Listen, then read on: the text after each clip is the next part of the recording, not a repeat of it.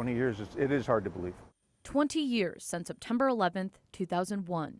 Timothy O'Neill, who has been with the Binghamton Fire Department for 34 years, says he was working when the planes hit.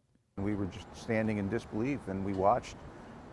Like everybody else, we were just glued to the TV for days and days. While their first reaction was to pack up their gear and go, organization was required. Their group went down on the 21st. The Binghamton Fire Department became part of a coalition orchestrated by the Office of Fire Prevention and Control of New York State. And we went down en masse as a group to help support our brothers and sisters at the FDNY and the people of New York City. O'Neill was familiar with the city. The year before, he trained with the FDNY for a month, having recently been promoted to lieutenant. Talked to some people who subsequently died in 9/11, that conversations that I still hold in the back of my head.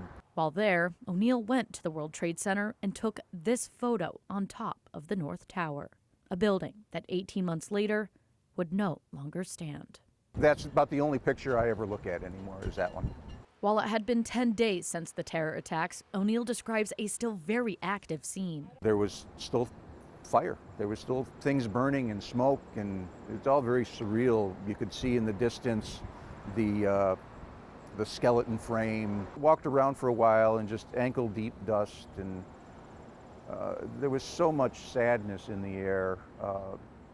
Pictures, people begging for information on their loved ones, names written in the dust, declarations of love and things like that, you never forget things like that.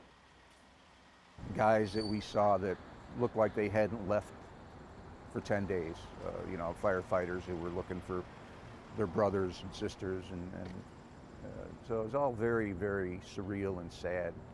The sadness that still exists in me, But through the sadness and grief were moments of light, of people coming together. He says firefighters, EMTs, and police continuously showing their gratitude.